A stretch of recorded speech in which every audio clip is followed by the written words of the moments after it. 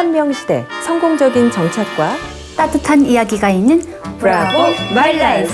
안녕하세요, 정선 씨. 안녕하세요. 예. 네. 서울은 이제 봄이 완연한데요. 네. 정선 씨는 봄하면 가장 먼저 뭐가 떠오르나요? 저는 봄하면 봄꽃이죠. 네. 네, 구천화도 가족들하고 봄꽃 구경 다녀왔거든요. 네네. 꽃길 제대로 걷고 왔답니다. 네, 그 꽃길 저도 가고 싶었는데 말이죠. 얼마 전이었죠. 이 꽃길이라는 말이 갖은 노력 끝에 오랜 가수의 꿈을 이룬 한 소녀가 그동안 고생한 어머니에게 이제 우리 앞으로 꽃길만 걷자 이렇게 말하면서 이 꽃길이라는 말이 유행을 하게 됐잖아요. 네, 저도 그 영상을 보면서 탈북민들이 대한민국에 첫 발을 내디딜 때 바로 그런 마음이 아니었을까. 꽃길만 걷자. 예. 네, 그 꽃길, 그래서 우리가 이 프로그램을 준비했습니다. 탈북민 3만 명 시대, 꽃길을 찾아 사선을 넘어온 탈북민들의 새로운 제2의 인생 이야기. 정선 씨가 앞으로 발로 뛰면서 전해주실 거죠? 네, 맞습니다. 저도 98년도에 탈북을 해서 한국에 정착한 지가 벌써 15년이 되었는데요. 성공적인 한국 정착기, 저희 경험을 바탕으로 여러분들의 궁금한 점을 구석구석 풀어드리도록 노력하겠습니다. 네, 구석구석. 네. 벌써부터 기대가 되는데요. 그러면 오늘 만나볼 첫 번째 주인공 어떤 분이시죠? 네, 이분은 서울에서도 가장 번화한 서울시청의 한 복판에서 성공적인 정착을 이뤄가고 있는 분인데요. 네. 이분은 북한에서 가져온 한국에는 없는 자신만의 기술을 가지고 대한민국 국민들을 사로잡았다고 그래요. 예. 그래요. 점점 더 기대가 됩니다. 과연 어떤 기술로 한국 사람들의 마음을 사로잡았는지 지금 바로 만나보겠습니다.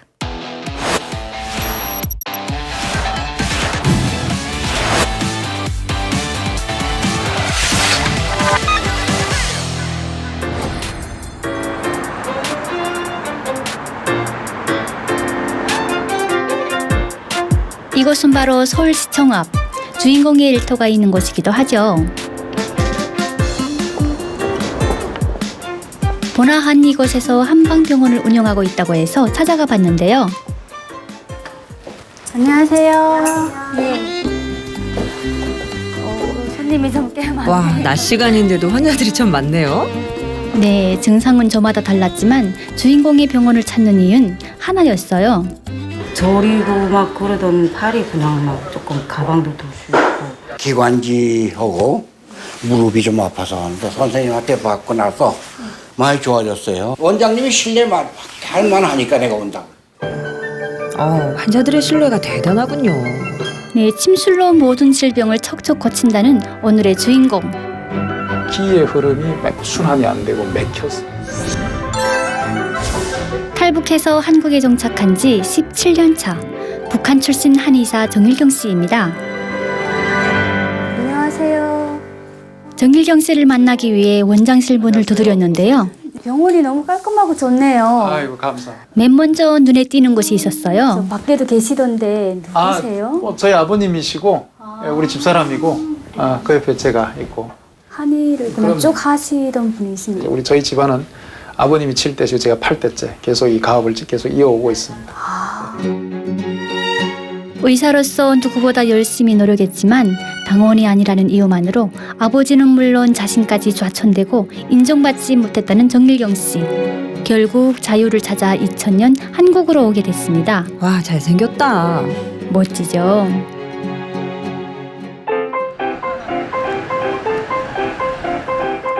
한국에서 한의대를 다니면서 다시 의사로서 꿈을 키우던 그는 지금의 아내를 만났어요.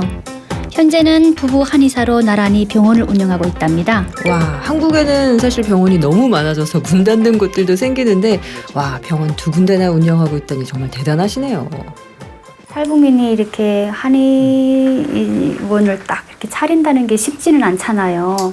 가지고 온 거 있습니까? 빈 몸에 왔는데 이제 그 최초에 이제 개원할 때는 이 남한에는 그런 제도가 있어요. 은행권에서 돈을 빌려줍니다.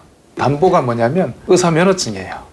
그래요? 네, 그런 것도 있어요? 네, 의사 면허증이 있으면은 그러니까 의사라는 그 신분 자체를 신뢰를 하는 거죠. 그래서 그때 3억인가를 대출을 받아가지고 그래서 이제 개원을 했었죠. 그 당시에 좀 꿈만 같더라고요. 제가 이제 대학을 졸업하고 한국에서 받은 2008년도에 받은 한의사 면허증입니다. 평생 변하지 않는 번호인데 한국의 한의사가 18,297번째 한의사. 집에다가 이걸 액자에다 걸어놓고요. 어머니하고 저하고 아버님하고 뭐 며칠 밤잠을 못 잤으면 내 것만 올려다 봤어요. 진짜 그랬어요. 개업 후 승승장구. 요즘엔 몸이 2개라도 모자랄 정도로 바쁘다고 합니다. 우측이 더 많이 아프세요? 어제 첫날이시라 힘들 수는 있어요. 환자들에게 이렇게 인기인 이유가 뭐죠? 궁금하시죠? 바로 침술이라고 해요. 얼마나 아프세요? 아니 근데 침술은 뭐 거의 다 비슷하지 않나요? 아, 천만의 말씀입니다. 아프시고 잠깐 따끔하시고. 어머 갑자기 불을요? 아침이세요. 따끔하세요. 신기하죠? 바로 화침이라는 겁니다. 화침은 침을 불에 직접 달궈서 놓는 걸 말하는데요. 대부분의 환자들이 이 화침 때문에 이곳을 찾는다고 해요. 그렇군요. 화침을 여기 한국에 와서 배우신 거예요? 이게 한국에서 쓰는 침도 아니고 북한에서도 뭐 많은 모든 의사가 쓰는 방법도 아니고요. 저희 선친들이 저희 가정에서만 이게 대대로 이렇게 계승해 오는 침법입니다. 한국의 한의사들이 주로 사용하는 침 손잡이를 가열하는 간접 화침과는 달리 정일경 씨의 직접 화침은 침끝을 직접 가열해 정광석화처럼 빠르고 정확하게 찌르는 것이 특징이라고 해요. 와 이렇게 다시 봐도 정말 빠르네요. 그렇죠. 빠른 손놀림만큼이나 그 효과도 빠르다고 합니다. 그렇군요. 어떠세요? 아까는 이렇게 움직일 수 없었거든요. 근데 지금은 자유롭게 움직일 수 있어서 효과가 바로 있는 것 같아요. 그 안면 얼굴이 내려와졌습니다. 근데 그 화침이라 해가지고 뭐 특별 시술 하시니까 이렇게 올라가게 되고 정상적으로 보이고 입술도 이렇게 거의 입도 그전에는 여기는 크고 여기는 적었었거든요. 근데 이렇게까지. 그래서 저도 받아보기로 했어요. 전체적인 몸 상태 검사하시는 거고요. 보다 정확한 진단을 위해서 컴퓨터로 몸 전체의 기 순환을 살펴봤는데요. 그래서 결과는 어떻게 나왔어요? 정말 충격적이었어요. 지금 이 검사 결과대로라면 근데 푸른 빛이 거의 안 보이고 완전히 검붉은 색깔만 보이잖아요. 그러니까 신체 활성도, 뇌의 대뇌 피질의 활성도가 많이 떨어져 있다. 너무 좀 충격적인데 이게 너무 결과가 이 비전문가인 제가 봐도 좀 안 좋아 보이네요. 누워보세요. 누워요? 이렇게 그냥 누우면 되는 거예요? 그래서 바로 침 시술에 들어갔어요. 너무 긴장하니까 웃음이 나오더라고요. 살살. 그래도 잘 참으시네요. 별로 안 아픈가 봐요. 문제는 여기서 끝이 아니라는 거죠. 한 방에 갑시다. 한 방에. 원장님. 드디어 올 것이 온 건가요? 생각만큼 아프진 않았는데요. 그래도 아픈 건 아픈 거였어요. 임팩트가 강하기 때문에 효과가 크죠. 이 많은 침이 다 제 몸에 박혔던 거예요. 그래요? 고생 많으셨네요. 그런데 효과는 어땠어요? 저도 깜짝 놀랐어요. 기 흐름이 나빠 어두웠던 뇌가 건강한 녹색빛으로 바뀌었어요. 그러네요. 사실 북쪽 기술을 버리고 남쪽 기술을 익혀야 한다는 불안감 때문에 고민하는 탈북민들이 참 많잖아요. 그렇죠. 그런데 정일경 씨는 오히려 그 반대라는 거잖아요. 네, 맞습니다. 치료 받으시고 너무 좋아졌다고 다 나았다고 막 그런 얘기를 하고 가실 때 제일 행복하죠. 뿌듯하고. 가업으로 이어받은 화침을 오히려 정착의 밑거름으로 삼은 정일경 씨. 그의 앞날이 더욱 기대됩니다.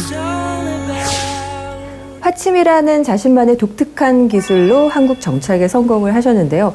그런데 화면을 보니까 굉장히 아파 보였거든요. 맞아 보니까 어떠셨어요? 물론 아팠죠. 네. 예, 근데 맞고 난 다음에는 너무 시원하고 개운했어요. 그렇군요. 그러니까 많은 환자분들이 이렇게 정일경 씨의 병원을 찾는 게 아닌가 싶은데요. 대낮인데도 환자분들이 굉장히 많아 보였어요. 네, 보통 100명 정도인데요. 많게는 120명 정도까지 오신대요. 사실 탈북민들이 한국에 와서는 북한에서 배운 기술이나 지식 같은 것은 쓸모가 없어서 버려야 한다는, 또 한국에서는 새로운 것을 또 익혀야 한다는 부담감이 많기 마련인데, 정일경 원장님은 정반대네요. 네, 오히려 북한에서 가져왔던 그 기술을 가지고 한국에 정착을 성공한 케이스인데요. 물론 영어나 기술의 차이 때문에 좀 어려움을 많이 겪기는 했죠. 네. 하지만 그런 걸 극복하고 열심히 노력해서 지금은 당당히 한국에 정착을 잘 하고 계세요. 그렇군요. 이 통계를 보면 탈북민들이 현재 대학 교수나 공무원 이런 전문 직종에 종사하는 탈북민들의 숫자가 늘어가고 있는데요. 특히 탈북 의사가 현재 80여 명에 이를 정도로 그 숫자가 많다 보니까 관련법이 바뀌고 있습니다. 예전에는 정일경 씨처럼 다 대학교를 다시 다녀야 했는데 2007년에 관련 법안이 바뀌면서 북한에서 의사나 한의사였던 분들도 이제 관련 자격증이나 대학 졸업장 없이도 관계 당국의 심사를 통해서 학력이 인증되면 이 의사나 한의사 자격 시험에 응시할 수 있게 됐는데요. 그리고 앞으로는 이 약사와 간호사로도 그 범위가 확대될 계획이라고 합니다. 참 잘 됐네요.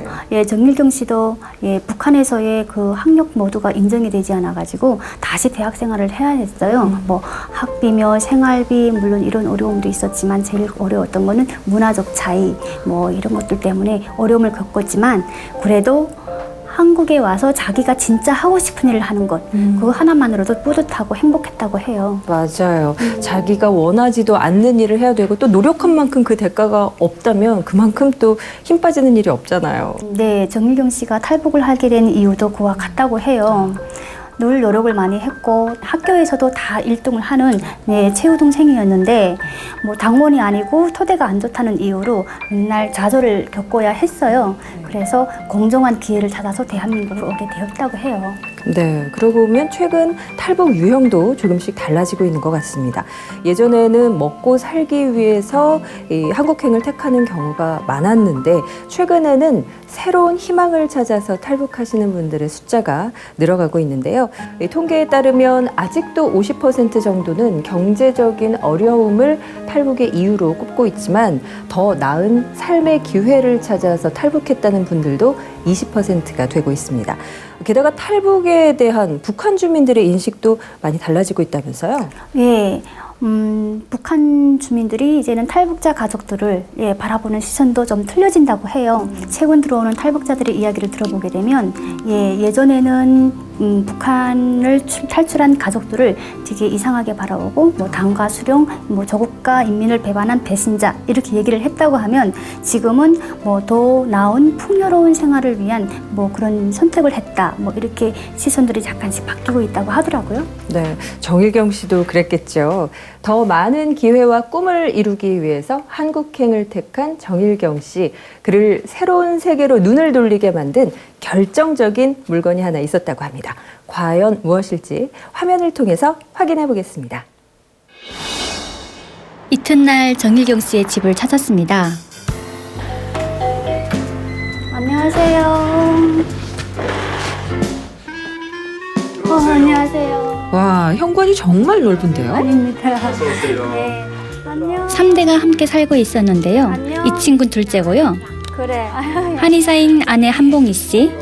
이분은 올해 87이신 어머니세요. 아버님이시고요. 그리고 올해 90세 되시는 정일경 씨의 아버지 정일은 선생님도 역시 유명한 한의사셨대요. 정말 정정해 보이시네요.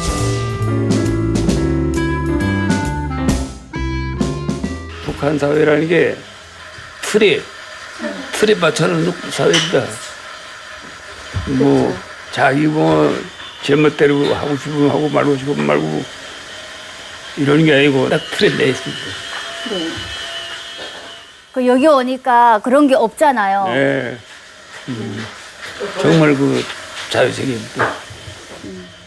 저기 온다 해봐. 그렇게 바라던 자유를 찾아 모든 것을 버리고 한국행을 택한 부자. 그래서 지금 이 순간이 무엇보다 소중하다고 합니다. 여기는 저희 안방입니다. 안방.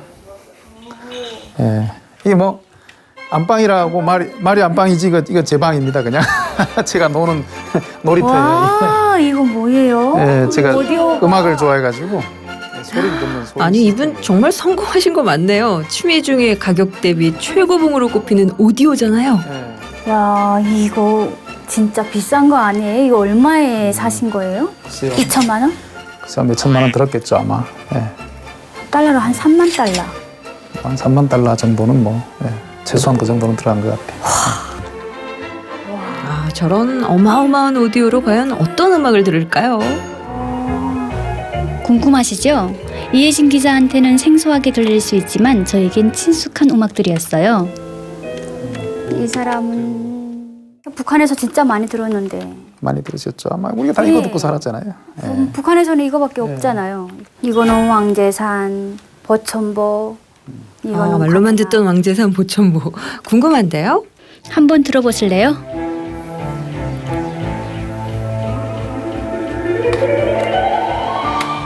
이거 백두의 말 말고. 네, 백두의 말 발굽소. 네. 저희는 이런 음악을 다 키면 막 그 흥분이 돼요. 예, 옛날 그 추억이 다 되살아나고 그 시대로 타임머신 타고 돌아가는 거거든요. 저도 잠깐 동안이었지만 타임머신을 탄 기분이었어요. 오랜만에 들으니까 새롭네요. 그런데 생명을 걸고 북한을 탈출하게 된 계기가 바로 음악 때문이라면 믿으시겠어요? 아니 상상도 못했는데 정말 음악 때문이에요? 이게 그때 북한에서 쓰던 그런 기기는 아니고요. 이 비슷한 걸 사용을 했었는데 이게 99년도에 중국에서 구입한 건데 카세트가 이렇게 하나가 들어가고 그리고 여기 라디오가 극소형 라디오가 이 안에 이제. 그러면 그 라디오를 들으시면서 혹시 뭐 남한에 대한 동경이나 뭐 이런 것도 좀 탈북에 대한 나는 이 나라에서 살기 힘들다 나가야 되겠다라고 그런 생각은 막연하게 가지고 있었지만 그 동기 중에 하나가 이제 남한 방송을 들으면서 더더욱 그런 생각을 굳혔죠. 마음을 굳혀가지고 자유세계로 가야 되겠다. 역시. 주방에서는 오랜만에 고향분 오셨다고 또 음식 준비가 한창이군요. 저도 좀 도울까요? 저도 북한에서 왔는데 이건 뭐예요? 할머니가 만드신 북한식 만두요. 이거 북한 만두예요? 고향 음식 보니까 뭉클하더라고요. 난 아직 네. 여기 뭘 적응 안 돼가지고 그런데 저쪽에서 하던 그대로 네. 우리는 다 해먹고 있어요. 어머니께선 87의 연세에도 음식 솜씨가 전혀 녹슬지 않으신 데다가 어찌나 정정하신지 집안 살림도 척척이시더라고요. 대단하시네요. 저는 진달래를 넣어서 예쁜 화전을 만들어 봤어요. 한국에 오셔가지고 어떤 음식이 제일 신기했어요? 삼겹살, 그래요. 고기 구워 먹는 거, 소, 불고기 이런 것들. 이게 좀 특이했죠. 저쪽에는 없는 거니까. 북한에서는 그때는 기름 냄새 풍기면 안 됐어요. 기름 냄새 풍기면 붙잡아가 안 돼. 화전이 완성될 즈음 특이한 소리가 들리더라고요. 설마 떡을 직접 하시는 거예요? 예, 맞습니다. 고향의 맛이 그리워 직접 해서 드신대요. 와. 이 새들은 뭐예요? 우리 옛날에 이렇게 쳐서 먹었잖아요. 찰떡을. 그러니까. 저는 여기 남한에 이런 게 없는 줄 알았는데 네. 저기 어디 시골에 재래시장 가니까 예. 이런 게 하나 있더라고요. 발견을 했죠. 그래서 이제 넙적 사가지고 왔죠. 딱 아이들 명절 그다음에 생일 이때만 딱 해서 내시는 거예요. 그리고 또 특히 다른 집 애들보다 또 계속 찰떡. 제가 떡을 좀 좋아했거든요. 예, 떡보예요, 떡보. 한 떡을 먹으면서 엄마 또 내일 또 해서 내일 또. 엄마 또 내일. 찹쌀 구하기도 쉽지 않잖아요. 예, 거기는 이런 찹쌀이 귀하거든요. 어머니는 지금도 이렇게 우리가 이게 사는 게 이게 꿈이냐 생시냐 이래요. 그러세요. 그래서 정말 꿈 같은 천국이죠, 뭐. 잘 하고 있나? 저도 힘을 좀 보태봤어요. 잘하시네. 그렇게 하시는 거예요. 해본 솜씨. 힘있게 쳐야 돼요. 어떻게 귀까지 빨개졌어요. 사실 좀 힘들었어요. 북한에서는 떡을 1년에 한두 번 해먹잖아요. 그런데 요즘엔 일주일이 멀다 하고 해서 드신대요. 예, 이제. 어떠세요? 바로 이 맛이에요? 그렇죠. 바로 이 맛이 역시. 아, 힘들게 절구질 하셨으니 드셔야죠. 물론이죠. 최고, 최고. 그래서 감떡 있죠? 인절미 이런 거 진짜 맛이 다르. 어찌나 쫄깃하고 고소한지 막내도 떡 맛에 푹 빠졌더라고요. 하면서 그러는데 오늘 해봐 한번. 아, 막내도 아빠 닮아서 떡본가 봐요. 네, 맞아요.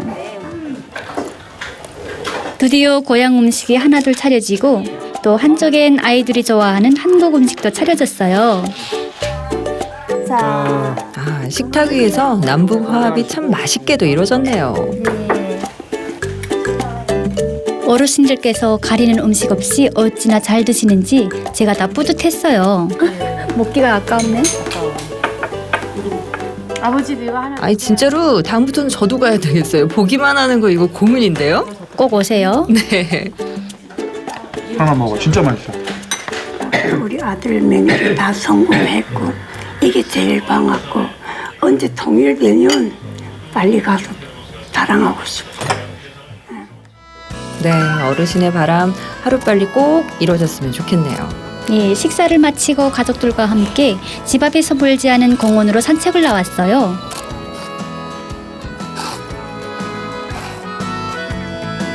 그래, 이래 주말에 나와서 이래 바람도 좀 쏘이고 이렇게. 아, 참 다정하고 행복해 보이시네요. 사실 물설고 낯선 한국 땅에서 정착하기가 오늘처럼 늘 행복하지만은 않았다고 해요. 아, 그래요? 힘들 때는 있지만 그 힘든 것이 그 뭐랄까 내가 선택한 거, 내가 하고 싶어서 하는 거이기 때문에 저쪽에 뭐 북한에처럼 뭐 강제로 이렇게 당하는 그런 힘든 게 아니고 내가 해야 될 일이기 때문에 내가 이제 감수를 하고 하는 거기 때문에 좀 천국에 있다가 좀 더 좋은 천국에 온 게 아니고 지옥에 있다 천국에 온 거니까 뭐 두말할 여지가 없죠. 너무 행복하고. 네. 좋아하는 것을 할 수 있다는 행복, 그리고 자신의 미래를 마음껏 그릴 수 있다는 자유. 그 희망이 있어 정일경 씨는 오늘도 참 행복하다고 합니다.